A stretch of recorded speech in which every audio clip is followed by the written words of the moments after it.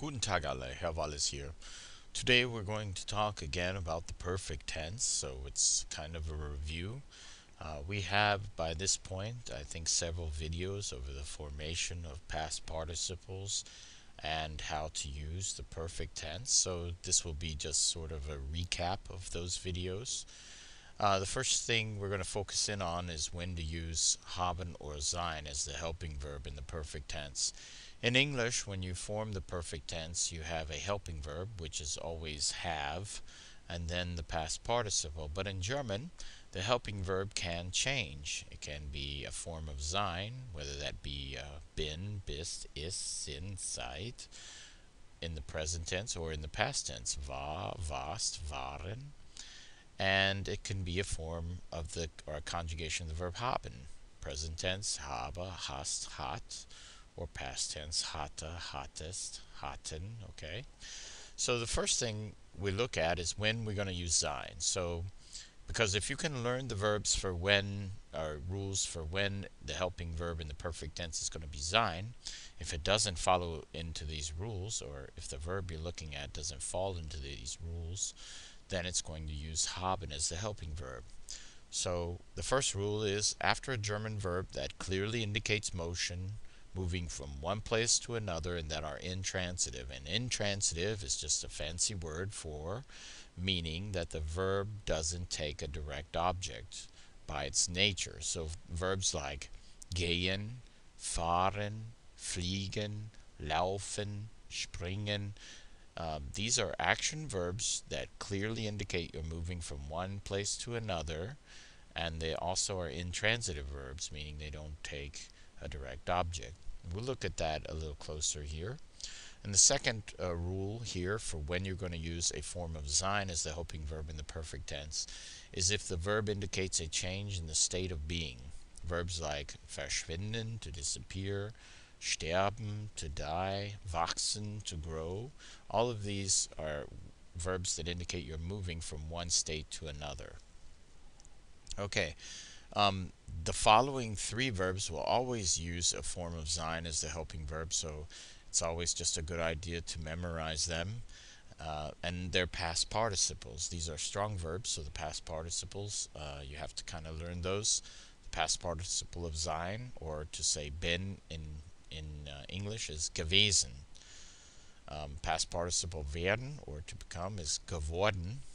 And the past participle of bleiben is geblieben. Alright, so here I have a list of past participles of German verbs, and I've written in English what they mean. And my question is, would you use a form of haben or sein as the helping verb? And we're going to go through these, and hopefully this will help clarify those first two rules that I have mentioned earlier. Okay, so gegangen means gone. So it comes from the verb gehen, which is clearly moving from one place to another. So you're going to use a form of sein as a helping verb. So if I were to say ist gegangen, in English that would mean he has gone. And here's the problem for many English speakers is that you have a problem when you see ist, you automatically think it means is, because in the present tense that's what it means. But in the perfect tense, if you see ist used as a helping verb, it's translated in English as has, because in English we only use have, we don't use sein. Gemacht comes from machen, so ich habe das gemacht, du hast es gemacht, hat es gemacht. Gelernt, ich habe Deutsch gelernt, du hast es gelernt, hat es gelernt. Geflogen comes from fliegen, another verb where you're moving from one place to another, and it's intransitive. It doesn't by nature take a direct object, so it's ist geflogen. Geritten comes from reiten, and when you're riding, you're moving from one place to another, is also intransitive, so ist geritten. Gebracht. Now, that comes from the verb bringen, and this is an example, a very good example of a verb that you would think, okay, bringing, yeah, I'm bringing something that is moving from one place to another, but it's not an intransitive verb.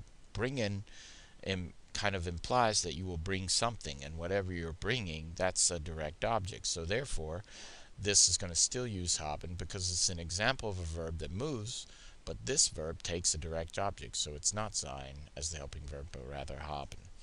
Geschrieben, hat geschrieben. Ich habe ein Buch geschrieben. Du hast ein Buch geschrieben. Gestiegen, you're climbing, so you're changing, you're moving. Sein, getrunken, er hat ein Glas Wasser getrunken. Gestorben, again, you're changing your state. So this is the second rule here. Comes from the verb sterben, which is to die, and when you die, you go from living to dead, so it's definitely a change in state. Gesprungen, this one uses sein because it's moving. Comes from the verb springen, to jump. Gelacht, ich habe laut gelacht. Getippt, I've typed. Okay, ich habe getippt. So that's one look at it, and let's take another look at it here. Here I have sentences in German, and I've left the blank there. I've also given you the translation of the sentence that I'm trying to put together here in German over to the right in English. So if I want to say I've flown to Germany, the question is, in English, the helping verb is always have or has. But in German, since this is fliegen, where you're moving, you're going to use a form of sein. And the form or conjugation of sein that you want to use has to fit with the subject. So in number one, our subject's ich, so I have to say ich bin. Ich bin nach Deutschland geflogen. And if I were to translate that into English, it's I have flown to Germany. The word order is a little bit different also in the perfect tense. Keep that in mind. So in English, where we would say I have flown to Germany, in German word order, they essentially say I have to Germany flown. In German, the past participle in the perfect tense is always at the end.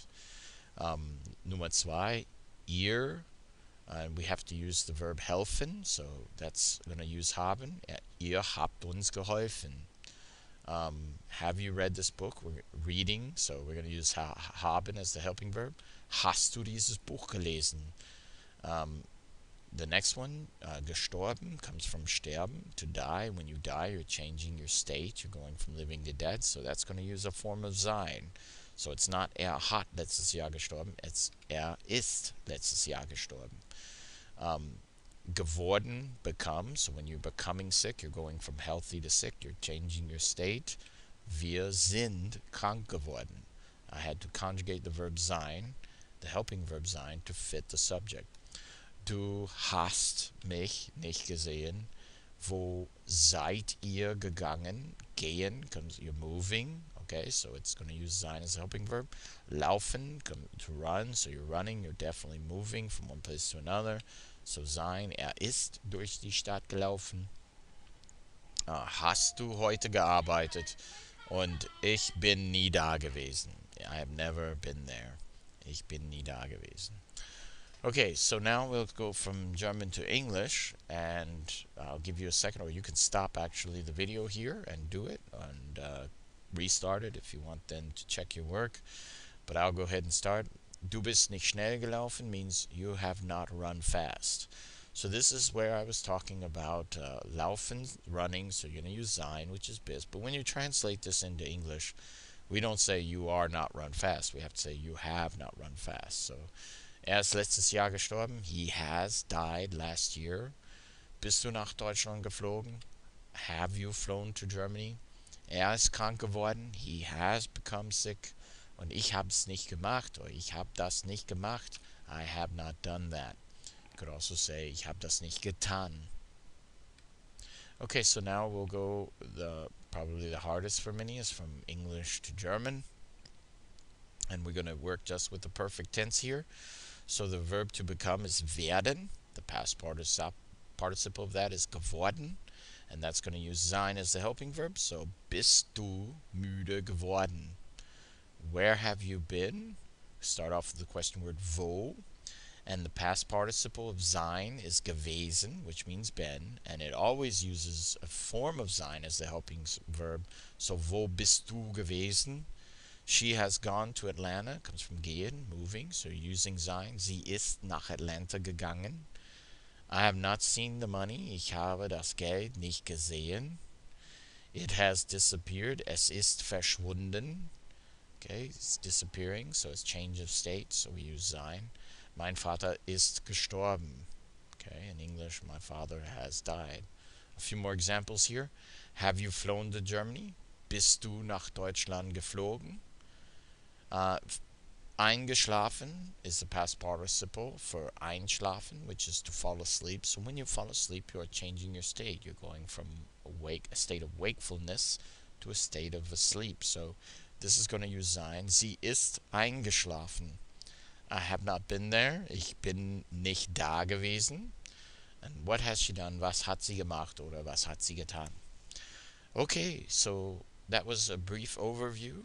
Again, check out our other videos if you're having problems, or check out our Facebook page, and you can ask me directly through that medium.